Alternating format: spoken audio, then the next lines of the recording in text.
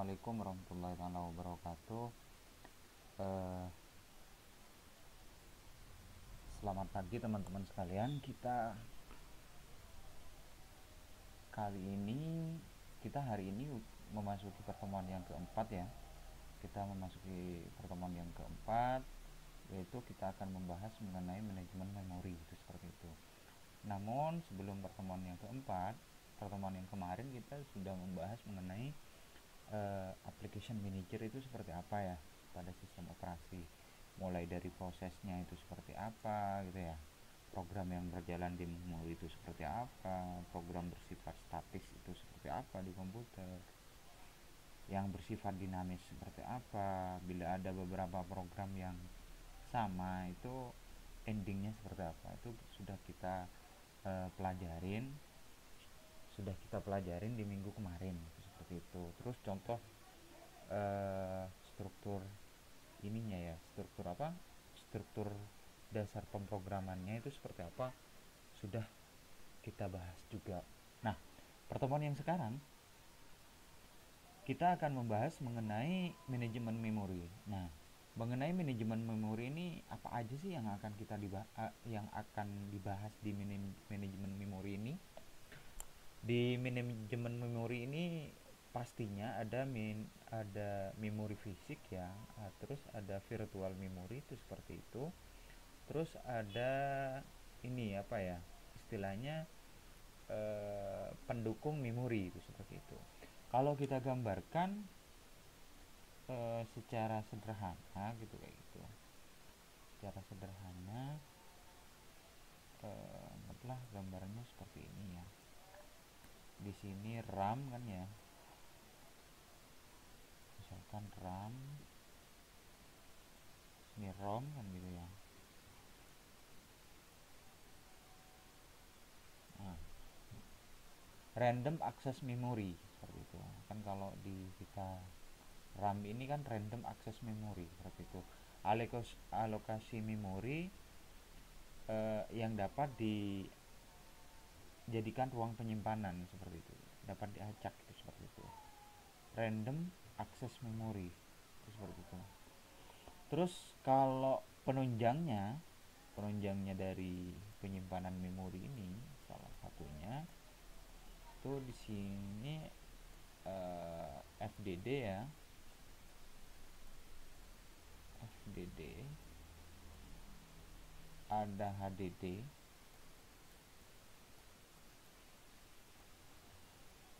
ada SID, ada floppy kan gitu ya.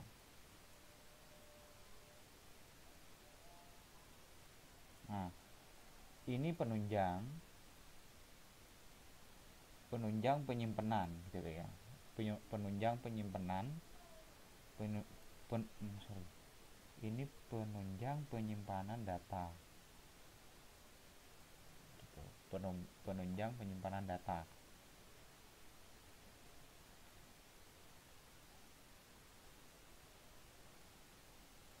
gitu. Jadi ada ROM, ada RAM, random access memory, terus ada RAM, itu seperti itu. Jadi ini fisik,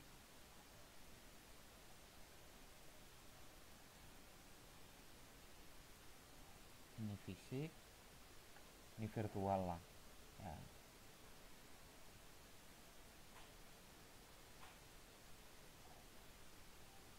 Itu kayak gitu. Jadi saling berkesinambungan di antara keduanya seperti itu dasarnya. Nah, manajemen memori ini sangat penting ya, sangat sangat penting untuk kita mengetahui atau memperdalam seperti itu. Nah, di latar belakang fungsinya itu yaitu memori merupakan tempat penampungan data, itu pasti, dan kode instruksi program. Jadi kode instruksi program ada case yang dapat menampung, itu salah satunya itu. Terus memori juga berfungsi sebagai pusat kegiatan pada sebuah komputer, karena setiap proses yang akan dijalankan harus melalui memori terlebih dahulu. Jadi setiap proses yang akan kita jalankan, ngetik dan lain semacamnya, kita alokasinya ke memori dulu, itu seperti itu. Sistem operasi bertugas untuk mengatur peletakan banyak proses pada suatu memori. Jadi fungsinya SO ini adalah sebagai jembatan ya untuk mengatur jalannya proses ya, seperti ini, fisik ke memori lah istilahnya. Cache, sini cache ya. Jadi fungsinya sistem operasi itu adalah untuk mengatur peletakan banyaknya proses pada suatu memori seperti itu. Artinya dia itu di bagian third berapa, third 1, third 2, third 3 seperti itu istilahnya. Seperti gambaran yang minggu lalu seperti itu. Terus manajemen memori berkaitan dengan aktivitas pengelolaan penggunaan memori pada saat komputer aktif dan menjalankan proses. Jadi itu sebagai manajemen ya, manajemen memori berkaitan dengan aktivitas pengelolaan ya. Pengelolaan itu kalau bicara pengelolaan kan banyak, baik itu reading, read, misalkan read baca ya, pada waktu baca, delete kan seperti itu. Terus instruksi ketik misalkan ya, program jalan, program loading kan seperti itu ngeload ya, ngeload ke memori pada saat komputer aktif. Idle juga seperti ini, misalkan idle itu menggunakan manajemen memori. SO berfungsi di situ untuk menjembatani seperti itu. Nah, konsep dasarnya ya, konsep dasar dari manajemen memori itu yang pertama register ya. Nah, jadi ada chip prosesor, ada cache memori seperti itu ya. Secara strukturnya ada cache memori, ada main memori, terus akan ada secondary memori, itu seperti itu. Itu hierarki organisasi memori pada sistem operasi. Pada sistem komputer itu seperti itu. Jadi pada sistem komputer itu ada hierarkinya. Register dulu, ada cache memorinya, main memori, terus secondary memory, itu seperti itu. Jadi secondary memory itu mendukung main memori itu mendukung cache memori. Cache memori itu akan mendukung si register chip pada proses. Nah, berkenaan dengan register ya, contoh memori register misalkan IR itu identifikasinya adalah instruction register, instruksi register. Misalkan instruksi registernya itu apa? Untuk menampung kode instruksi yang akan dieksekusi. Nah, misalkan 00 itu biasanya kan IR ini, instruksi register ini menggunakan bahasa mesin ya. Misalkan 0 di cache itu 00, pakai binir lah 001 misalkan, bahasa prosesor lah. Nah, 001 ini apa sih fungsinya? Seperti itu.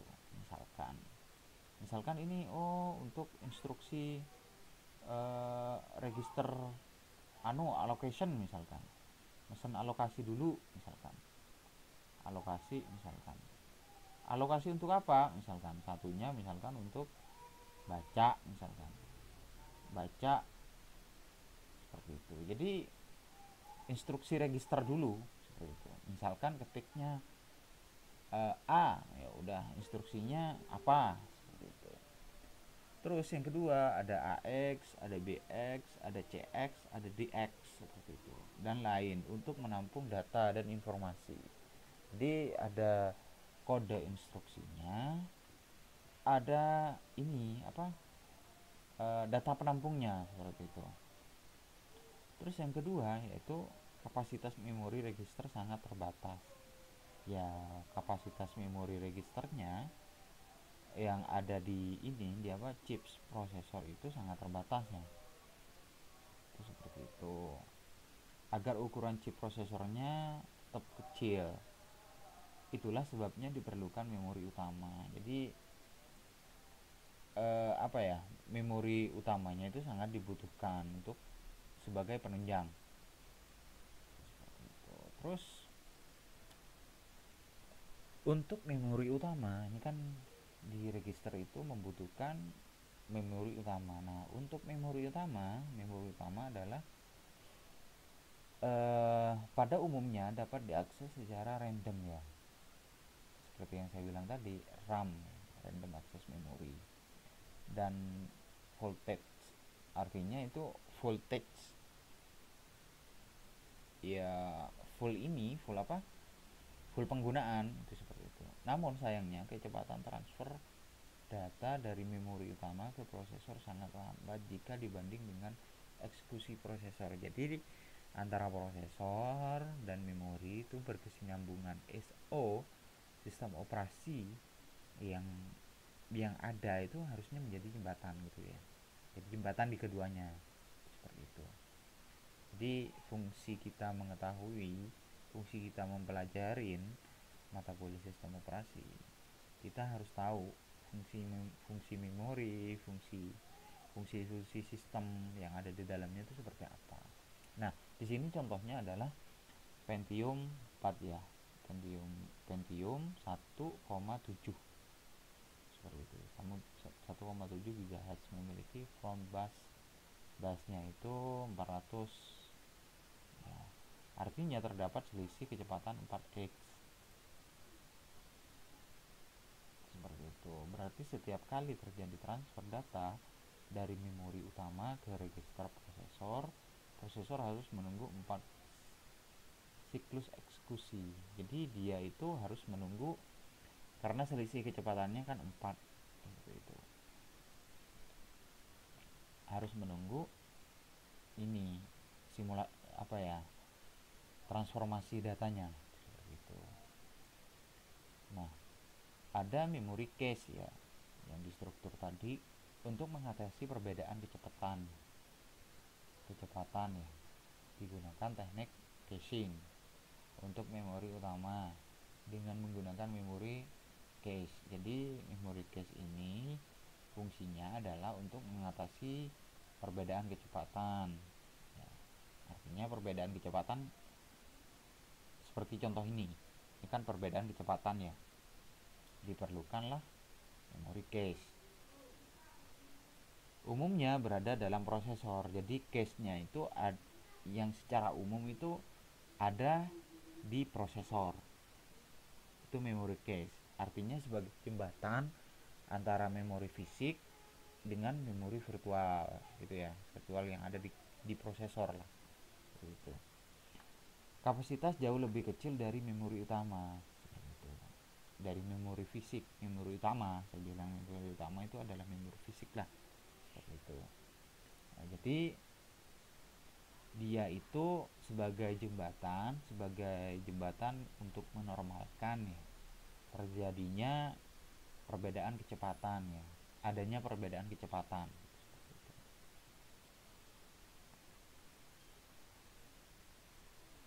Ini pasti memori cache ini karena dia itu nempel di prosesor, kecepatan transfer mengikuti clock prosesor gitu. Nah, kelebihan dan kekurangannya apa dari memori cache ini? Kalau kita teliti atau kalau kita amatin, kecepatan transfer memori cache ini berpengaruh dengan besar kecilnya prosesor. Semakin besar prosesor, pasti cache memorinya juga akan besar. Untuk kecepatan transfernya akan besar. Namun dia itu kalau misalkan prosesornya kecil, dia itu kecepatan transfernya akan kecil juga itu, dan allocation cache-nya juga terbatas. Itu seperti itu. Karena dia itu akan menyeimbangkan antara memori utama ke prosesor clock. Seperti itu. Memori cache ini juga mempunyai prinsip kerja sebagai salinan bayangan dari data dan kode instruksi di memori utama. Seperti itu. Misalkan ya MB Asar Travel Note tipenya 6293 872G32 MN. Intel Core 2 Duo prosesor P8700, 3 MB L2 case. Nah, ini kan L2 case kan. Ini adalah memori ya. Case memori yang ada di prosesor Core 2 Duo. 2,53 GHz. Itu seperti itu. Jadi memori cache-nya ini 3 MB ya. L2 cache-nya 3 MB dari prosesor Core 2 Duo prosesor P8700. Ini salah satu contoh. Semakin nyata, semakin prosesor besar, case-nya akan semakin besar. Nah, seperti itu. Jadi dari case semakin besar, prosesor semakin besar, penunjang kinerja ya, pasti memorinya juga akan mengikuti prosesor kan, seperti itu. Nah, jadi di antara keduanya itu akan berkesinambungan seperti itu. Misalkan juga ini harganya 12 juta ya, Intel Centrino misalkan, prosesor teknologi Intel Core 2 Duo, cache-nya di sini 2,1 GHz, 2,1 GHz 2 MB L2 case. Jadi dia itu apa ya, punya struktur 2 case memorinya seperti itu. Nah, patokannya itu di tipe prosesornya seperti itu. Terus memori sekunder, ada juga memori sekunder. Fungsinya memori sekunder itu yang pertama, memori sekunder umumnya berupa disk dan bersifat non voltage. Ada disknya, kecepatan transfer jauh lebih lambat dari memori utama, itu jelas, untuk mengatasi kekurangan tempat pada ruang memori utama, teknik virtual memory. Jadi memori sekunder itu kalau kita perjelas, kalau saya juga perjelas itu seperti itu berupa disk ya, pasti itu berupa disk dan voltage ya. Kecepatan transfernya lambat seperti itu dari memori utama yang tadi, dari memori fisik yang tadi itu seperti itu. Serta dia itu keunggulannya dapat juga digunakan sebagai virtual memory itu seperti itu. Misalkan teman-teman punya hard disk, ini salah satunya disk ya, hard disk itu dijadikan virtual memory itu juga bisa. Jadi di penyimpanan disknya itu dijadikan virtual memory itu bisa, allocation memorinya juga bisa dijadikan disk di situ. Terus tujuan pengorganisasian memori di komputer yang pertama yaitu dapat meningkatkan kecepatan akses kode instruksi yang tadi dan data oleh prosesor. Kode instruksi data oleh prosesor itu pasti mengurangi waktu mengganggu idle prosesor. Jadi maksudnya mengurangi waktu nganggur idle prosesor itu karena di situ prosesor itu kan tugasnya banyak ya. Terus ada cache, dia itu cache memori.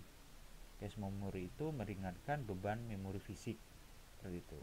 Jadi memori fisik itu berat, ada cache memori yang yang menjadi jembatan atau mempermudah kecepatan, menambah kecepatan, sehingga dapat mengurangi waktu idle di prosesor.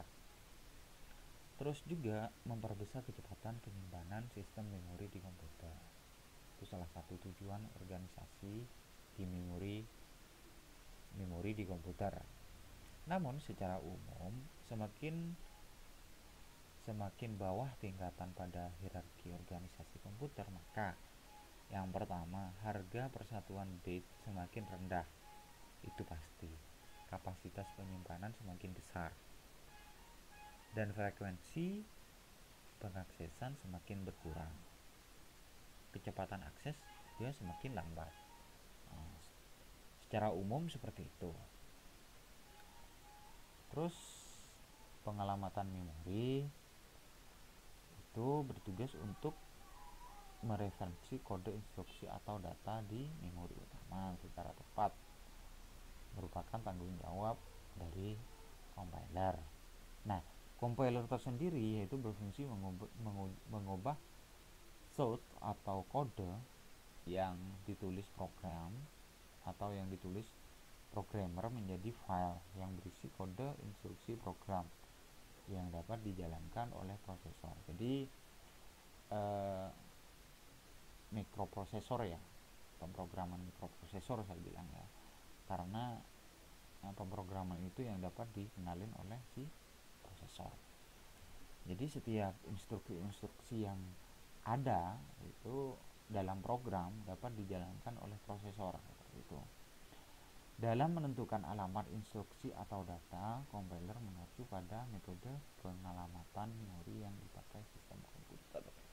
Jadi pengelamatan memori itu menentukan alamat instruksi atau data ya, baik compiler mengacu pada metode pengelamatan seperti itu. Metode pengelamatan memori itu yang pertama, model alamat yang dituliskan pada kode instruksi program. Nah, modelnya apa? Misalkan 0x21 misalkan, itu kan pastinya binary ya, karena komputer itu mengenal bahasa biner. Mekanisme penyalinan ya dari kode program itu seperti apa, kapan dan bagaimana alamat dalam kode instruksi program diterjemahkan dalam alamat fisik memori. Jadi dalam siklusnya model alamatnya ditulis dulu, mekanisme penyalinannya seperti apa, dan bagaimana sih dia itu menuju alamat dalam kode instruksi program itu sendiri. Terus secara garis besar metode pengelamatan memori dapat dibedakan atas yang pertama, pengelamatan fisik ya, atau dikenal dengan physical absolute address, yaitu alamat yang ditulis pada kode instruksi adalah alamat fisik memori utama yang sesungguhnya. Jadi alamat fisik utamanya itu ditentukan. Terus yang dua, pengelamatan secara logika ya, logical address ya, perlu ditranslasikan ke alamat fisik memori. Jadi untuk logika ini, pengelamatan secara logic address itu perlu ditranslasikan ke alamat fisik memori utamanya itu seperti apa. Pada saat eksekusi, pengaksesan alamat akan ditranslasikan dengan menjumlahkan alamat referensi awal pada instruksi dengan isi register alokasi untuk mendapatkan alamat fisik memori. Relokasi program yang dilakukan secara fleksibel itu seperti itu. Terus ada address binding ya, alamat yang terdapat dalam kode instruksi tidak selamanya berupa alamat fisik. Jadi alamat fisik tidak, kalau akses binding ini tidak selamanya alamat fisik atau kode instruksi itu merupakan alamat fisik, tapi dapat berupa alamat logika yang berupa ditranslasi lebih dahulu.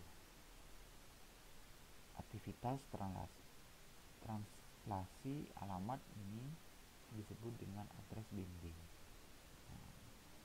Jadi address binding itu lebih kepada aktivitas translasi alamat seperti itu.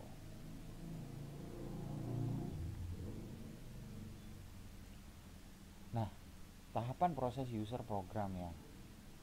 Kalau kita lihat sorry.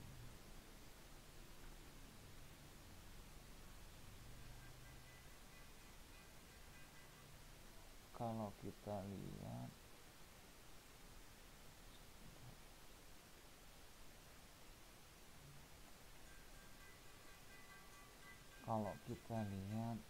satu tahapan pemrosesan user program untuk ininya apa, untuk bagannya research program itu ya, yang pertama dimulai dari research program.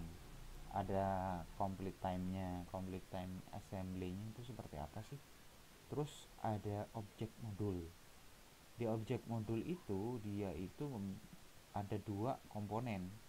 Other object modul, ada object modul.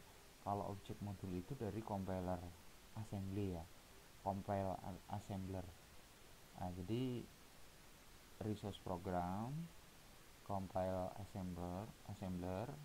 Compile assembler itu pemrograman pemrograman mesin lah yang dikenalin prosesor. Object modul, link editor seperti itu. Jadi link editor itu dapat dari object modul dan other object modul. Ada dua komponen yang dapat diproses seperti itu. Nah, link editor sampai dengan loader itu bagian dari load time ya. Jadi ada compiler, ada load time, ada execution time seperti itu. Jadi secara singkat itu ada 3 bagian penting dalam tahapan pemrosesan program user seperti itu. Kalau load time ini kan masih belum eksekusi ya, masih load. Ada load modulnya apa aja, berarti modulnya misalkan ada objek modul seperti itu. Terus dia itu baru loader system library. Kalau ini kan misalkan load modulnya sudah link editor, misalkan bagian dari link editor sudah diproses, di load, baru dynamic link library system in memory image, baru runtime seperti itu. Baru kalau misalkan di sini pemrosesan di sini dia itu eksekusin kode dinamik seperti yang tadi tuh. Nah, register chip, nah seperti ini, instruction register seperti itu.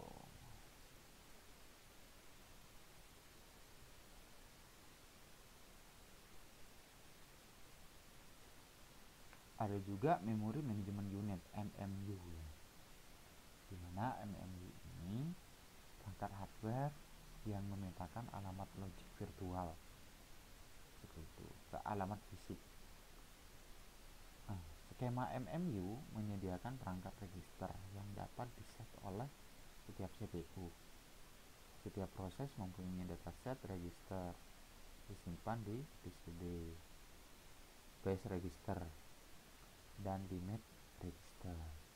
Harga dalam register base atau relokasi ditambahkan ke setiap address proses user pada saat run memori. Seperti itu. Nah, relokasi dinamik menggunakan register relokasi pastinya. Nah, bagannya itu ada CPU, ada logical address ya, terus ada relocation register, MMU. Jadi MMU itu ada relocation registernya itu berapa gitu. Ada physical address, ada memori. Nah, kalau di CPU sendiri itu ada cache ya, cache. Logical address itu yang tadi itu di sini.